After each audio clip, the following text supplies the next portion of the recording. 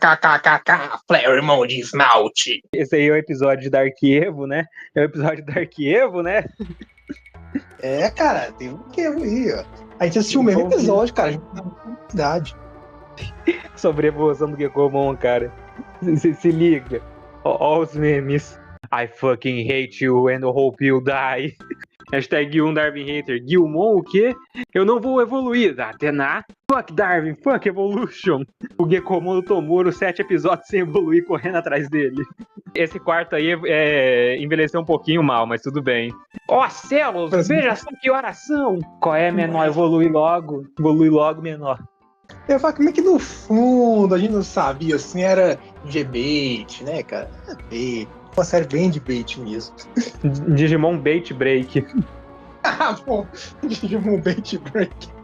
Digimon Beat Bait. É um episódio bait, muitas pessoas vão ficar com raiva desse episódio até. Eu já vi pessoas com raiva desse episódio, na verdade, falando que ele é chato, que ele é lento, só por causa que não aconteceu isso, mas, tipo, a esse ponto já é o padrão da série.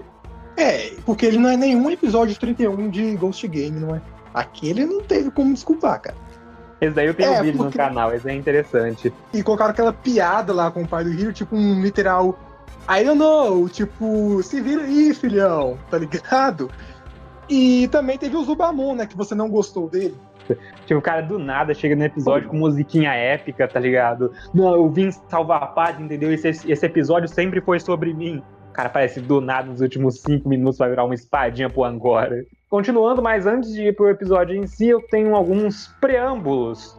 Porque mesmo com aquele vídeo de 1 hora e pouco, eu ainda tenho a impressão de que faltou algumas coisas. E todas elas sendo sobre a Kiropimon, na verdade. Um detalhe legal na cena de evolução da Kiropimon, que eu pensei que já tinha acontecido antes, então não mencionei, mas não aconteceu quando eu fui ver a cena da Wolvermon no episódio 1, por exemplo. No final da cena de evolução da Kiropimon, toca um som que é basicamente um remix, uma versão distorcida do começo da música Braveheart. Sim, eu percebi. Teve muita gente falando também. Uma referência. Eu acabei esquecendo de comentar isso com um tanto de coisa que estava acontecendo no episódio, mas tudo bem. E também outra coisa sobre ela, na verdade, antes do episódio estrear, lá no episódio 3, um dos artistas principais da série, ele faz arte toda semana no Twitter dele para os episódios, desenhando um personagem ou outro ali que foi importante para aquele episódio, ou só uma ilustração legal mesmo. No episódio 3 ele desenhou o Makoto e a Kiropimon, e você pode ver que na sombra da Kiropimon tem a silhueta da Kiropimon ali. Então, vai ter um monte de gente ficando esquizofrênico com isso agora, com esses pequenos detalhes. Nossa, gente, será que é um foreshadowing aqui, um foreshadowing aqui? Então, cara, dá pra você fazer uma piada que isso aí foi um foreshadowing, tá ligado? Meio que enfatizaram muito aí no shadow, tá ligado? Dá pra considerar isso um foreshadow? Muito bom, cara. Que tipo, então, o pessoal ficar paranoico, cara, o número de visualização nas artes dele subiu muito depois disso. Até eu fui conferir depois as outras artes dele pra ver se tinha algum foreshadow, tá ligado? Algum detalhe ali. Especialmente nas do Gekomon, não tinha. Isso aí foi uma puta jogada boa dele, viu? E também o último preâmbulo sobre o episódio passado, o design da Night Kiropimon em específico. Pelo visto, saiu acho que uma quarta parte de um side show, ou alguma coisa assim de Kamen Rider, apresentando uma tal de Kamen Rider Ainz. Ela e a Night Kiropimon saíram quase ao mesmo tempo, basicamente. Acho que no mesmo dia, elas estrearam, se não me engano. E tipo, você vê aqui o design dela, da Kamen Rider Ainz, eu tenho a impressão de que teve um pouco de reaproveitamento, design, reciclagem, tá ligado? Eu achei as duas muito parecidas. Tipo, o esquema de cor, as roupas de couro, a vibe mais stealth também dela. Então, assim, eu tenho quase certeza que foi, não referência, porque não tem como se referenciar alguma coisa que não estreou exatamente. Mas, tipo, eu acho que teve sim uma reciclagem de design. Também não acho que é coincidência, eu acho que é reciclagem. Agora, quem que veio primeiro, eu não sei. Pelo que eu vi, o título Kamen Rider Ainz já existia há um tempo, mas, tipo, esse design é novo. Eu posso estar errado. Algum de vocês que entende mais de Kamen Rider, vocês podem esclarecer isso pra mim? É isso. Eu só achei as duas muito parecidas.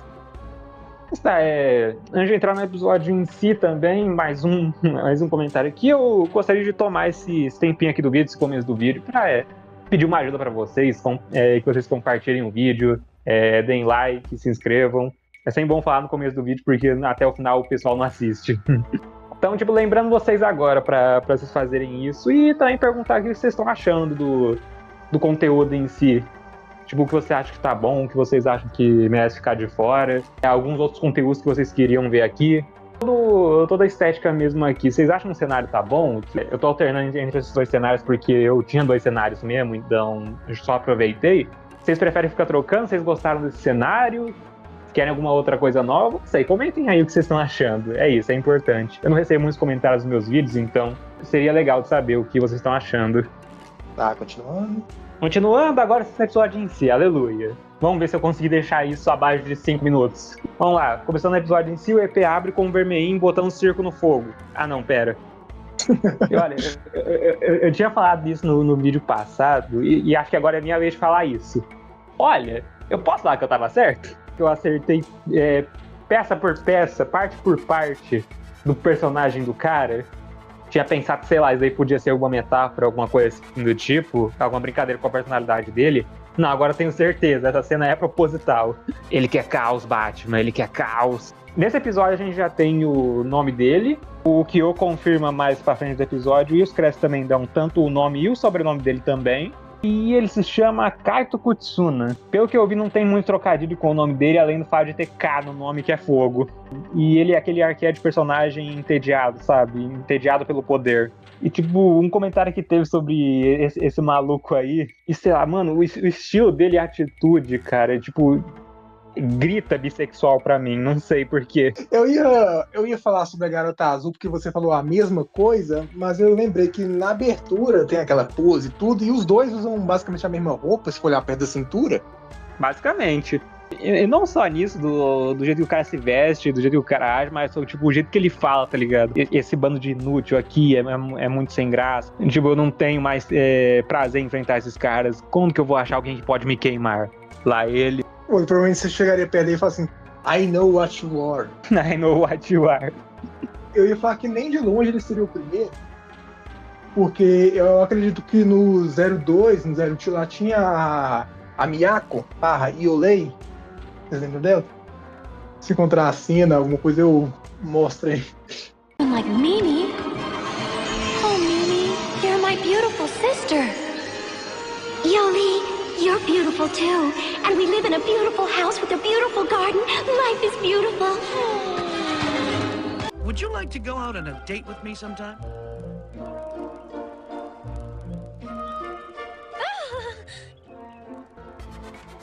Enfim, você falou também que a Garota Azul tem muito cara de ser? Também.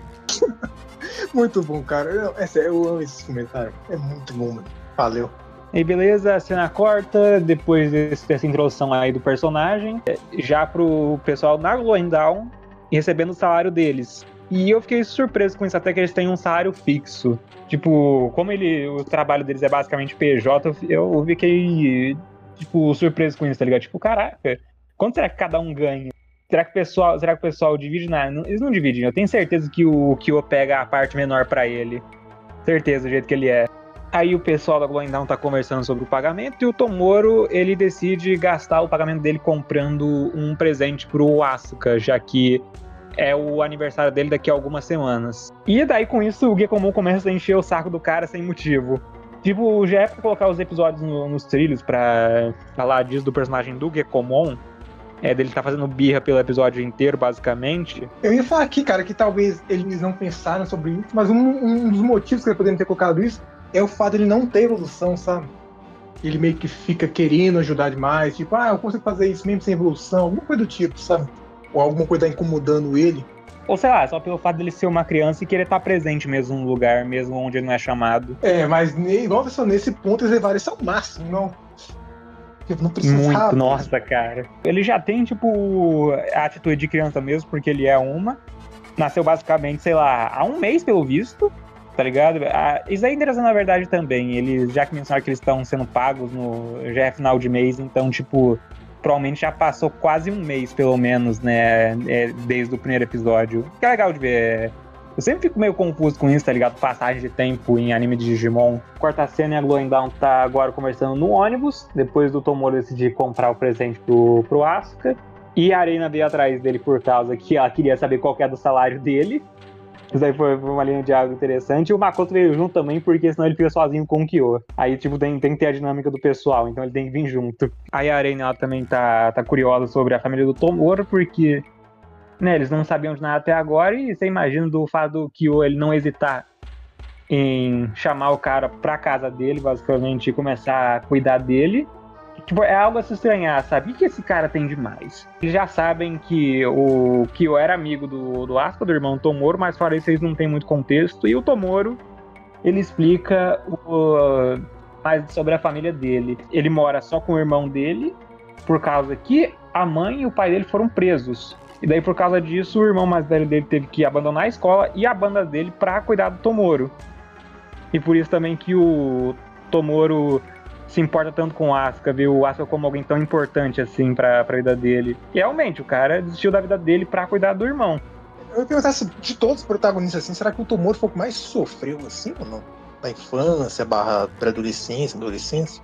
É que, tipo, isso daí eu não acho que seja muito foco em série de Digimon, tá ligado? Pelo menos no protagonista em si. Eu tenho a impressão de que, se você for pegar todos os personagens, meio que tem gente que ganha do Tomoro de lavada.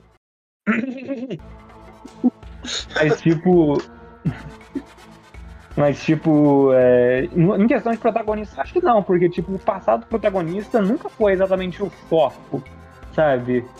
E, tipo, quando teve foco no passado do protagonista, foi pra explicar alguma coisa sobre o personagem, sabe? Meio que esse aqui também é o caso, mas, tipo, desde o primeiro episódio já dão mais contexto pro Tomoro, pro passado dele, o que pode ter acontecido. Então, sim, dão bastante foco pro personagem do Tomoro e pro passado dele, pra história dele como pessoa. Isso daí também eu acho que é outro aspecto fortíssimo em Beat Break, é os personagens, sabe? Os personagens humanos. Incrivelmente, eu acho que os Digimon nessa série são meio que deixados de lado, tá ligado? Pros personagens ganharem mais envolvimento, pros humanos ganharem mais envolvimento. O que eu tô ok, na verdade, com isso. Eu tô gostando bastante dos personagens aqui. Eu fazia meme com o Kyo e o Makoto antes da série estrear, mas depois do episódio 10 eu não tenho direito de falar mal deles. Verdade. O Tomoro chega no ponto, o Gekomon quer ir junto com ele, e o Tomoro puxa ele, joga ele de volta pra ele. Ah, cuida dele aí, vai. Não quero saber esse bicho, não. Aí com isso tem uma cena de diálogo ali do pessoal, falando sobre as relações entre os Digimons e os domadores. E tem uma cena engraçada da Prestimon dando indireta pra Arena. O Makoto fala que, tipo, não, tem que ser paciente com o seu Digimon, não sei o que, sei as quantas. Aí quando vê a Arena fala, você nunca teve que ser paciente comigo, Prestimon, tem certeza disso? Essa cena é engraçada pra relação das duas, mas beleza. Quarta cena, o Tomoro tá lá na sala que o Asuka tá também. E, de novo, muito legal essa cena, muito importante ressaltar esse momento, relembrar a motivação da série, tá ligado? Porque o Tomoro tá fazendo tudo aquilo. E mostra também que ele não esqueceu e que ele realmente se importa com a motivação pra ele tá fazendo tudo aquilo, o irmão dele. Diferente certo personagem aí com cabelo de Astro Boy de um anime de futebol aí, tá ligado? Certo personagem com cabelo de Astro Boy. Aí tem mais um flashback do Tomoro e do Asuka na infância, do Asuka dando o cachecol dele pro Tomoro não sentir frio. Depois o Tomoro lembra que o Asuka nunca gostou do frio depois dele ver o Asuka naquela situação de novo. E enquanto o Tomoro tá tendo esse momento bonito, esse momento pessoal dele, sabe? Esse momento que é só dele, que ele não tem que compartilhar com ninguém, o Gekomon tá ali na sala, de pé, olhando ele, ameaçador. E tá, e daí o Gekomon começa a ser hiperativo pela sala sem motivo nenhum. Já é tipo a segunda cena do Gekomon no episódio e eu não culpo o Tomoro de estar com raiva dele. E aí o Tomoro quer impedir o cara de ficar fazendo aquilo porque alguém pode ver ele e isso pode causar problema. E realmente causa. O Gekomon vai lá e já gruda na cara da enfermeira que chegou na sala. Não, eu queria falar que essa foi uma das cenas mais engraçadas de Beat Break já. Foi bem feita, foi legal. Assim, não é a primeira vez que acontece, mas quando acontece com uma personagem que não é principal, sabe, fica ainda mais engraçado, vamos dizer assim. Uma personagem que não tá acostumada, que não sabe o que tá acontecendo, não sabe nada com nada e já gruda isso na cara dela do jeito. Fora que, tipo, a série já estabeleceu que o Gekomon é esquisito, sabe? Uma pessoa vai olhar pro Gekomon e achar ele esquisito. Aí você imagina o bicho pulando, grudando na tua cara. Eita, essa cena aí foi engraçada, até um momento meio de vergonha ali pro Tomoro. Em quarta cena, eles já estão agora numa loja de roupa pra comprar o cachecol pro Asuka. E eu até fiquei triste, na verdade, eles não elaborarem isso. Eu cortaria algumas cenas do episódio pra ter essa cena de tipo, o Tomoro conseguindo apaziguar a situação. Como que ele conseguiu sair daquela situação, tá ligado? Ele até comenta, por sorte eu consegui deixar a situação sob controle. Como? Isso aí não é ponto negativo do episódio, não, só fiquei curioso mesmo. Enquanto o Tomoro ele tá com raiva do Gekomon e procurando um cachecol pro Asuka, o Gekomon ainda fica chamando a atenção. Ele fica falando, eu tô com fome, sabe? E aí eu tô mandando atenção pra ele fala mais alto, eu tô com fome, porra! Daí a Prestimon vai lá e dá atenção pro Gekomon e fica dando ideia na cabeça dele. Ela fica falando que aquilo dali é um momento legal pro Tomoro e que ele e o Gekomon deviam tentar comemorar juntos. E aí está tudo errado, cara. Já começa aí, dá tudo errado. O Tomoro já não tava de bom humor por causa das merdas que o Gekomon fez no dia e piora mais ainda essa situação. Tem até uma cena legal, que eu tenho certeza que é simbolismo do episódio. O Tomoro, quando ele tá escolhendo os cachecol, ele pega um cachecol que tem umas bolinhas verdes, tá ligado? E daí ele recusa aquele cachecol. Pode ser porque, tipo, ele só quer um cachecol que é igual ao que o Asuka deu pra ele. Mas por isso também um jeito de mostrar que o Tomoro ainda recusa o Gekomon, tá ligado? Ainda ignora o Gekomon, sabe? Tipo, ele vê aquele cachecol vermelho com bolinha, sabe? Como se fosse um simbolismo do Gekomon entrando na vida dele. E ele coloca o cachecol de volta na prateleira, sabe? Sim. Então, assim, eu tenho quase certeza que isso foi simbolismo mesmo. Aí com isso, o Gekomon, ele quer ajudar, mas do jeito distorcido dele, do jeito simplório dele. E ele quer forçar a vontade dele no Tomoro. Ele pega o cachecol azul e fica discutindo, não, Tomoro, pega o meu é melhor, olha aqui, ó, tô ajudando, cara, tô colaborando, me dá atenção, por favor. E daí com isso, por causa de falta de diálogo, meio que os dois acabam brigando ali depois que o Gekomon acaba rasgando o cachecol que o Tomoro escolheu. Mas realmente, agora também ocupa um pouco o Tomoro. O Tomoro não deu um tempo pra explicar a situação pro Gekomon, tá ligado? De ele falar isso, eu poderia ter pego e falar, não, cara, isso, porque isso. Ele nem tentou fazer isso. Isso é uma coisa que tem que melhorar no Tomoro mesmo. O cara simplesmente ignorar o Gekomon não vai funcionar. Daí com isso, os dois fazem a primeira briga do episódio, basicamente, e meio que isso também já mostra o quanto o Gekomon é parecido com o Tomoro, tá ligado? Em questão de atitude e tudo mais. Tanto que, tipo, olha só, trazendo de volta. O Gekomon briga com o cara e sai agressivamente da sala. Igual o Tomoro fez umas 3 vezes nessa série já. A cena é até engraçada do jeito que ele fala, tá ligado? Tomoro, baka yaro! Aí tem uma parte legal do episódio, que é a cena do nascimento do Haremon com o Temer dele sendo o Johnny Bravo. Cara, na hora eu falei, mano, isso aqui é literalmente um PNG do Johnny Bravo que eles colocaram. Não tem condição, cara. É um PNG do Johnny Bravo que eles colocaram. Taca aí. É meio que parece uma mistura do Johnny Bravo com o Duke Nukem. Não lembro se é assim que é a pronúncia, mas enfim. Não, mas eu acho que é muito válido da estranheza mesmo, cara. Tipo, eu fui rever o episódio, daí eu vi essa cena aí que tu tinha falado ao vivo. Nossa, parece muito um PNG do Johnny Bravo ali, cara. E, tipo, até esses personagens meio foda-se, até esse personagem aqui que basicamente só tem 2 cenas no episódio e um diálogo também. Tipo, eles já dão uma historinha pro personagem, tá ligado? Eles dão um contexto pra ele, já que ele tá jogando lixo no mar. Tá errado, filha da puta, mas só que, tipo, eles dão um contexto do porquê ele tá fazendo aquilo. Sabe, até o diálogo dele é engraçado. Droga, fui é tudo culpa sua, você não devia ter levado as crianças. E aí tem uma foto dele da família, com ele no foco, tirando foto do bíceps dele, enquanto a família dele tá cansada e triste no fundo. É muito bom, cara. Foi bem feito. Esse cara aí, e eles dão até um nome pra ele, tá ligado? Tá nos créditos, mas eu vou chamar ele de Johnny Bravo mesmo, não ligo. E tipo, tem um mini meme que surgiu por causa disso, umas postagens que eu vi. É tipo, sei lá, esse cara tem uma linha de diálogo e já tem gente querendo saber qual que é a história dele. E eu achei isso muito engraçado, cara. Esse maluco totalmente foda-se, com um design foda-se aí. Só pra dar contexto pro Digimon do episódio. Os caras já não querem saber mais dele. Eu achei engraçado. Quando que o Johnny Bravo vai voltar pra série, hein? Aí eu ia falar que esse cara em específico, ele não é tipo assim, um cara musculosinho aí qualquer, não. Não, o maluco tem um shape que lembra até o Jiren, tá ligado? Tem um shape de Dragon Ball Z raiz. Cara, parece uma geladeira de 2 portas. Agora a gente tem a sequência de algumas cenas para contexto pro episódio, para onde os personagens estão antes do intervalo. E a ordem das cenas é o seguinte: o pessoal no bar da Maki chega pra já ir atrás de mais trabalho, e o Kyo já tá sabendo esse bagulho do Tomoro e do Gekomon brigarem, e ele até pergunta pro Tomoro: ei, Tomoro, o que você vai conseguir fazer sem o Gekomon, hein? Depois corta pro Gekomon nas docas, eu acho que é o lugar, beleza? É ainda puto com o Tomoro, jogando pedra no rio, descontando a raiva dele, e ele encontra o Haremon ali. Depois disso, corta pro pessoal no bar da Maki recebendo o alerta de emergência que o governo deu, e tipo, isso aí é interessante. De novo, dando mais contexto pro world building desse lugar, desse mundo. Tipo, como é que os caras lidam com um Digimon que é bestial, que é descontrolado e é catastrófico, sabe? Porque, tipo, você realmente imagina que esse tipo de coisa aconteceria regularmente.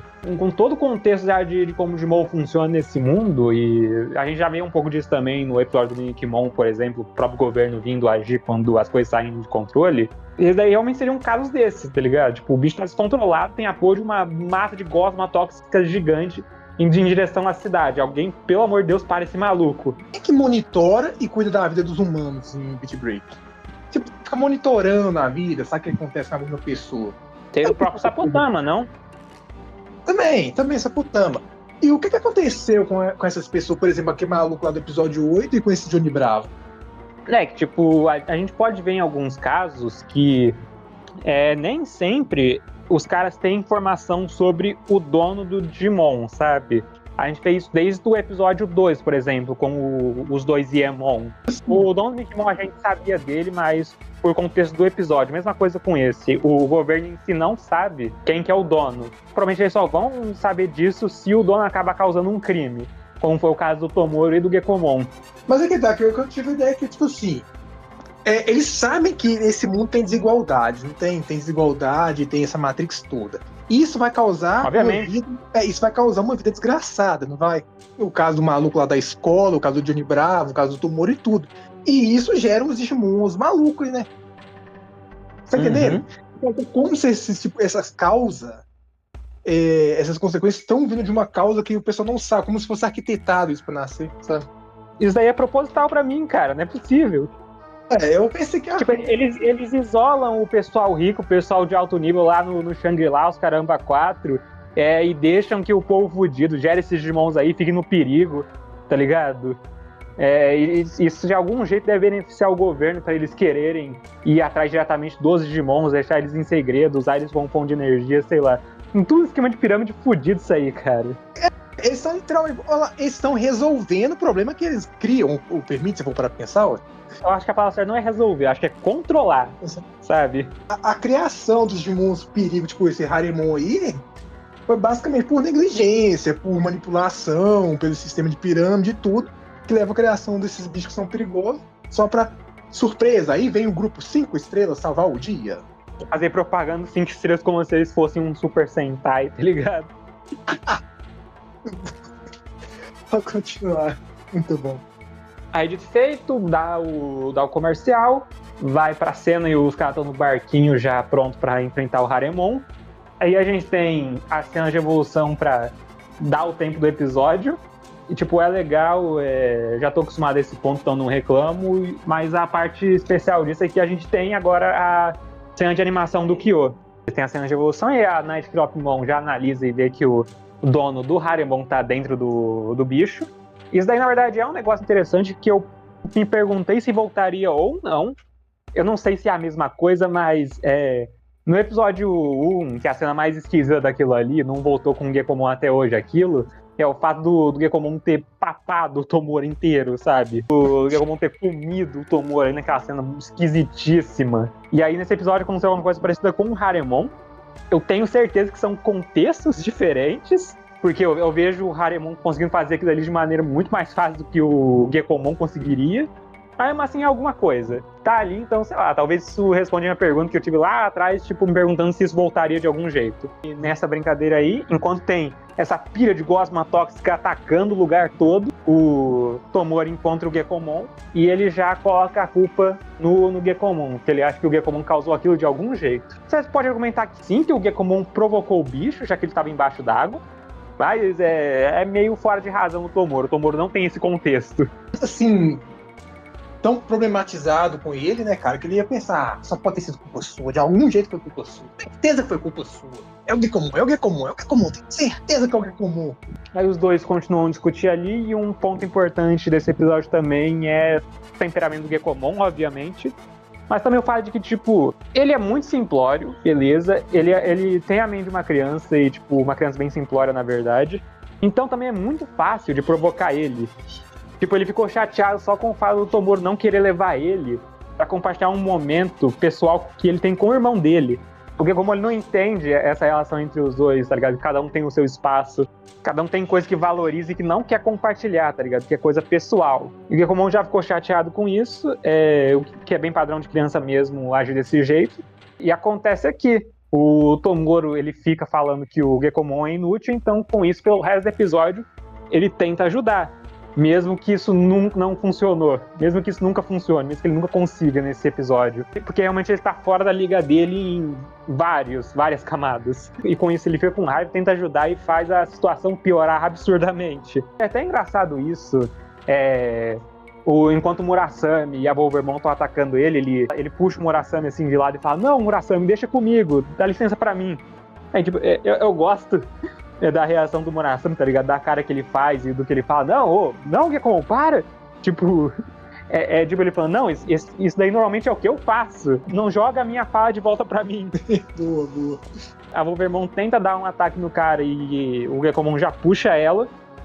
Eu quero comentar disso porque, de novo, mostra o quanto o Gekomon tá atrapalhando a situação, mas em retrospectiva eu achei que isso foi até bom, na verdade, porque eu acho que o Badger Slash não ia fazer nada no bicho. Então talvez ele tenha ajudado a Wolvermon ali de um jeito ou outro. O Gekomon zoou a situação toda, sobrou pro Murasame tentar apaziguar a situação, tentar controlar a situação.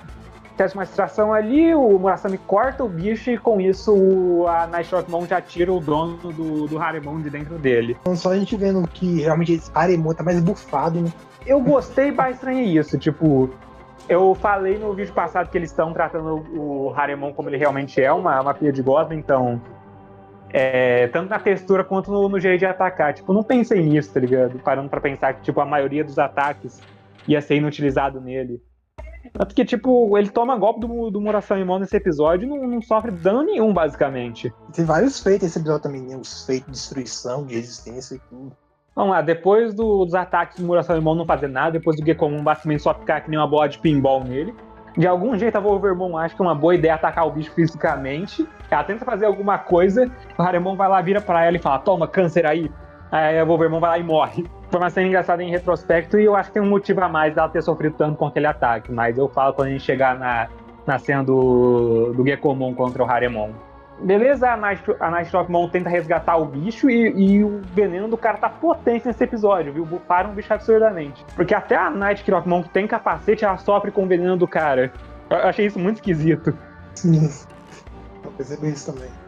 E a situação piora ainda mais porque o bicho ele começa a acumular gás dentro dele, ele começa a expandir, e ele libera o gás que começa a corroer o lugar todo, basicamente. E é aquele momento famoso. E vocês lembram de um filme do Hedorah, de Godzilla?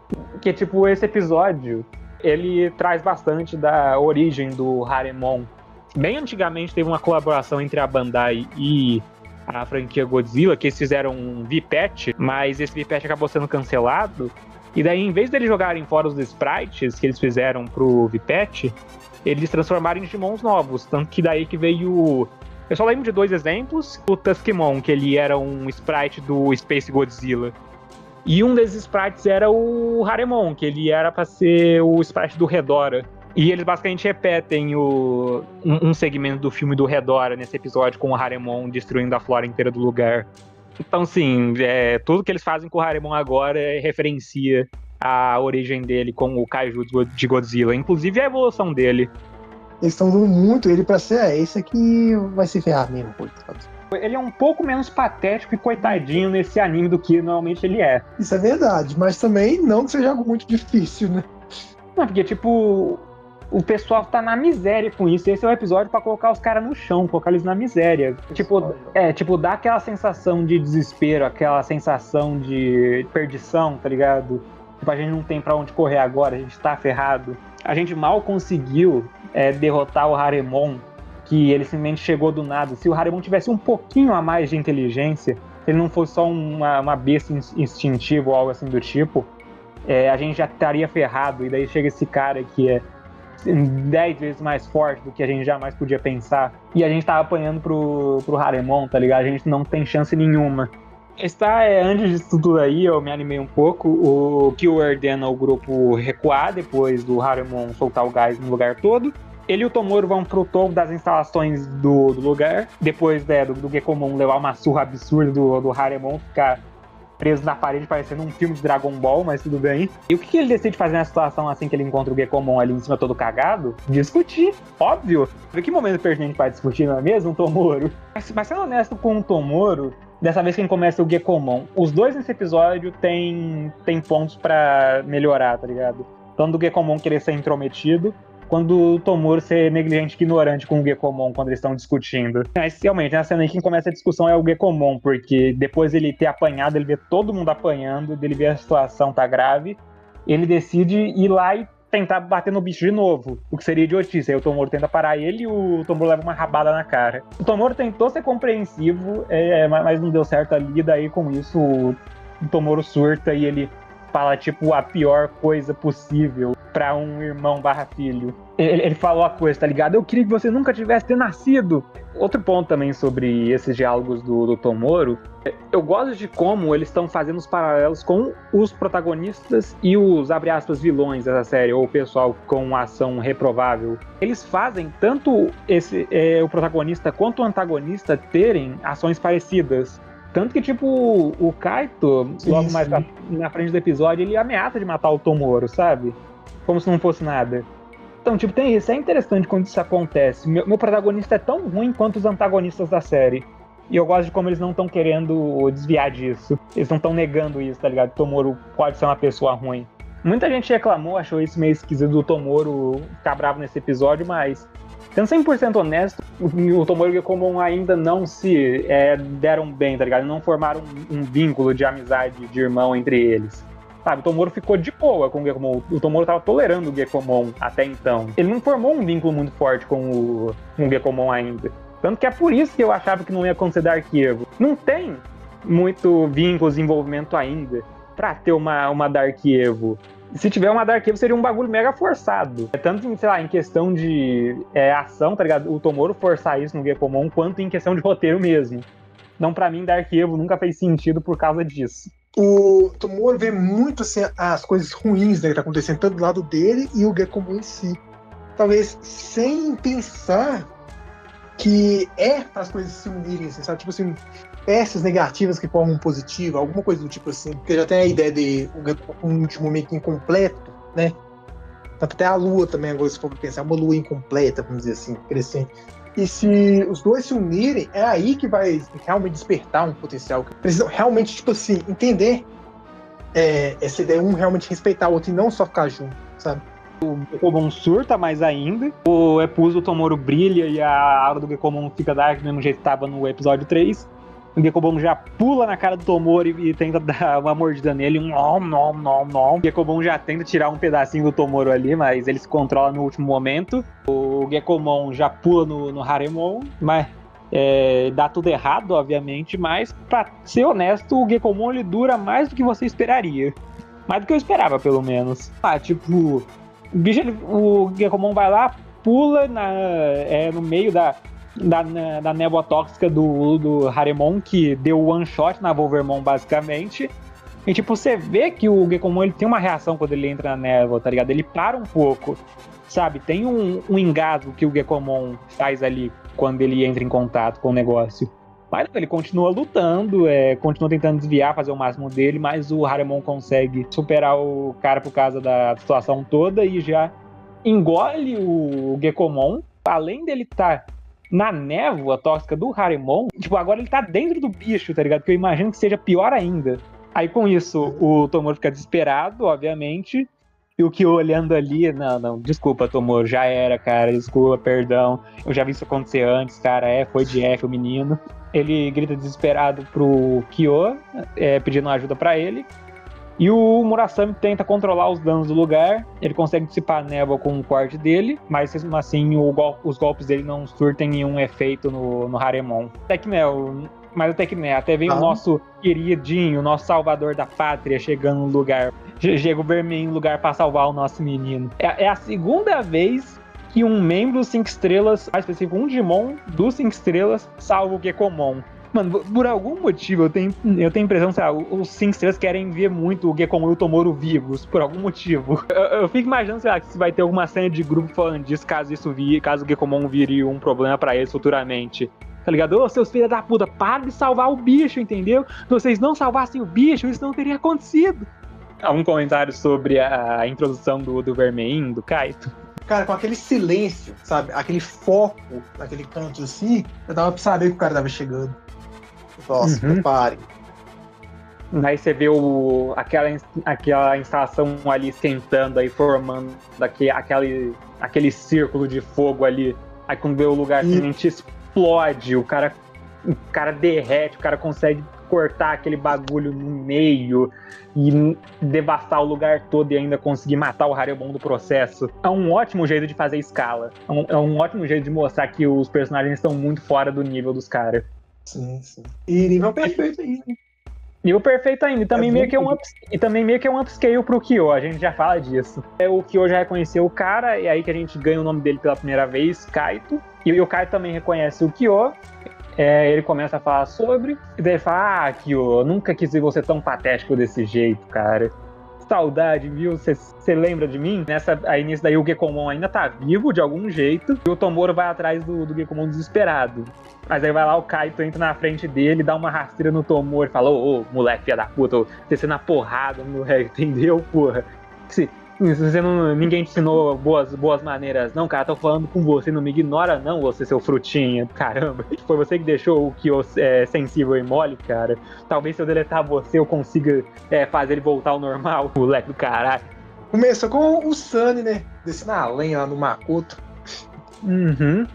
O anime não tem medo de ser violento. Eu ainda acho que vai ter uma luta mesmo desses dois, cara. O Tomoro, tipo, querendo se vingar, sabe? Realmente batendo no Kaito. Eu ainda acho, cara. Mas o Tomoro vai apanhar de um jeito, cara. Nossa. Vai, mas... Seria engraçado se tivesse mostrando, tipo, os óculos dele quebrando, alguma coisa do tipo. Você não bateria em alguém com óculos, né? Você não bateria em alguém com óculos. Você usa Crocs, você não tem direito de falar quem que deve apanhar ou não. Nossa, vai ser muito bom, cara. Chorei nesse momento. Os dois discutem um pouco ali. Os irmãos dele já começam a lutar e você já vê uma rachadura acontecendo em uma das instalações só do impacto do golpe dos dois. De novo, muito bom em quesito de escala. Uma referência, né, com o Goku também, teve algo parecido, tipo uma fissura, assim, eu acho, no chão. Sim, eu gosto muito de como eles estão dando ênfase no impacto que esses golpes têm dos Digimons que eram pra ser realmente fortes nessa série. E de novo, um upscale do Kyo. A gente já sabia que ele tava no nível dos 5 estrelas, por causa que, né, ele tava conseguindo ir de igual pra igual pra um Digimon desse grupo aí.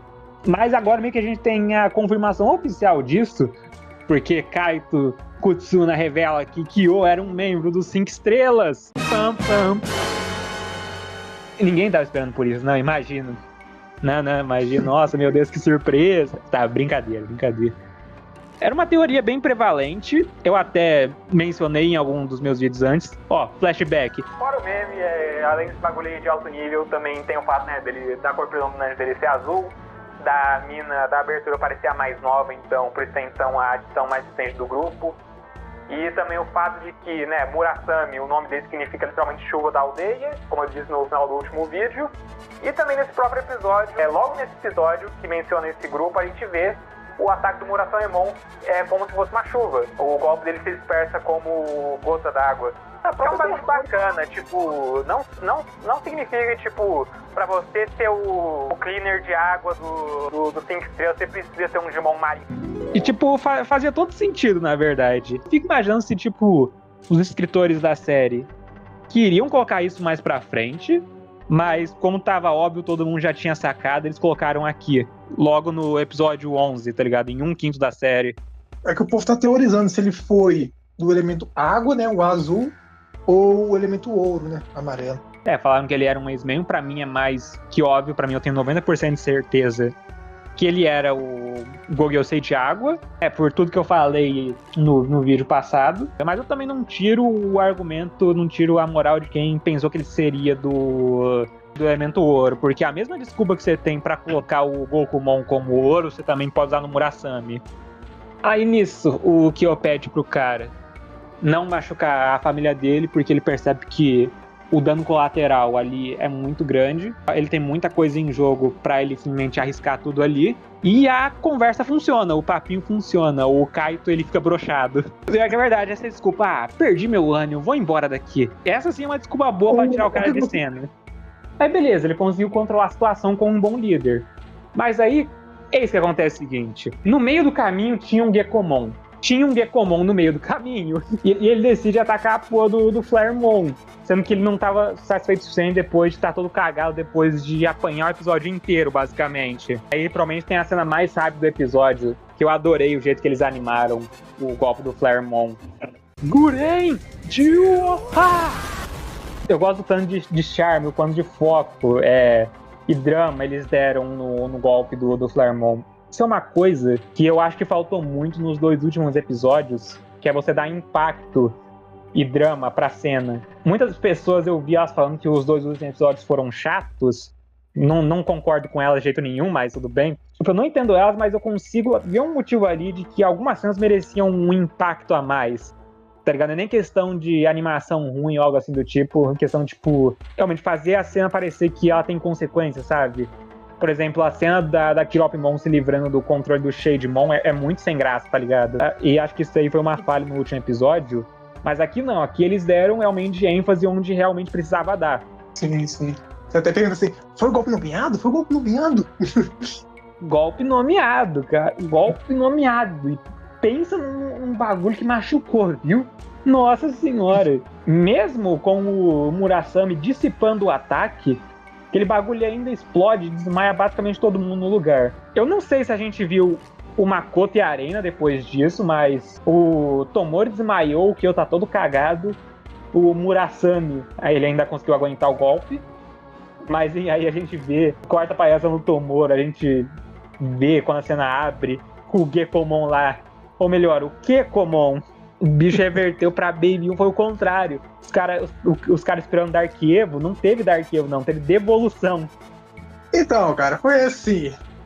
Por meio segundo, eu achei que o Gekomon foi decapitado, tá ligado? Enquanto isso, você achou que ele foi enterrado, não foi? Eu pensei que ele tinha sido enterrado, cara. Sei lá, é que foi muito rápido, cara. É muita coisa pra processar. E o episódio, tipo, acaba ali mesmo. Sim, pois é. Eu tinha realmente, por meio segundo, eu achei que o bicho foi decapitado. E você achou que ele foi enterrado. Mas depois eu pensei, não, ele regrediu só pelo estágio anterior pra formar em train. E também é errado isso que eu tinha pensado, porque ele não regrediu apenas um nível, ele regrediu direto pro Baby 1 mesmo. Ele tá sem as pernas. Que vem sem as pernas, que vem logo depois de Sapotama. Realmente dá aquela sensação de desolação absurda. Os caras não tinham como planejar isso, nem se eles soubessem. Isso daí finaliza o episódio e vamos pra prévia. A prévia, ela martela mais ainda o ponto de desolação. Porque além dos caras estar todo ferrado na situação, o Gekomon regrediu, os outros Digimons estão muito mais fáceis que normal, o Kyo já tá fora de comissão por um tempo, e não vai ter pulso suficiente para manter o Murasame. E para colocar a cereja em cima do bolo, tem a porra de um Digimon atacando a casa deles. Realmente, tipo, o quão baixo eles conseguem ir, tá ligado? A cada episódio eles estão afundando mais. E olha que eles já estão suspensos no mar. Foreshadow pra garota azul. Foreshadow. O bicho que eles vão colocar nesse episódio é o Marimbumon. Eu tava estranhando o fato de não ter muito Digimon aquático nessa série, porque, né, o lugar todo tá alagado, eu fico imaginando que seria um ambiente mais adequado pra eles. O Haremon, ele era meio aquático nesse episódio, então, né, volta pra que você falou que ele era meio morsa. Ah, ninguém liga pra esse Marimbo, não? Eu, hein, bicho bucha do caramba, só tacar um ponto de sal nele, ele morre. Famoso, eles falam na nossa cara, leia Digimon Liberator imediatamente. Leia. Então, galera, alguém que é fã do Marimbumon, essa zoeira, viu? Essa zoeira, galera. Fãs do Marimbumon, é zoeira. Comunidade, fãs do Marimbumon, a sociedade do Marimbumon. Ele foi um Digimon introduzido em Liberator, se não me engano, na novel. Posso estar errado. E, tipo, ele pra linha divergente barra mais coerente pro Shelmon. Tipo, os dois eles são nível adulto, mas só que, tipo, os dois seguem uma linha diferente. Ele era nível adulto, na verdade? Deixa eu ver aqui, na verdade. O Marimbumon é adulto, é perfeito, porque eu lembro que tem outro bicho, que também é uma lesma. Aquele é perfeito, tão fudido. Cara, é mesmo, mano. Peraí, o bicho é nível perfeito.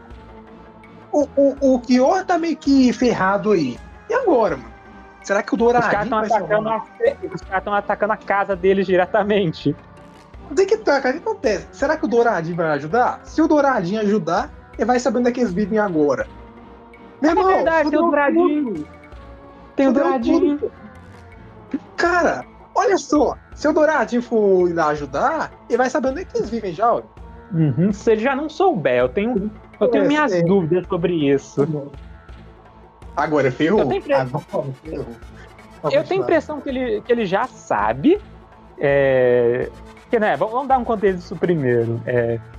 Na prévia, por uma cena muito rápida, muito escura também, não dá pra ver quase nada, aparece o membro dos 5 estrelas que é representante do ouro ali. E daí eu tô pensando, será que no próximo episódio vai ter uma print assim de grupo legal pra botar como papel de parede do Windows, tá ligado? Tipo, sei lá, os espadas de Bleach naquela cena, todo mundo reunido na mesa. Eu tô falando disso porque eu tô supondo que o Dourado é o líder deles, sabe?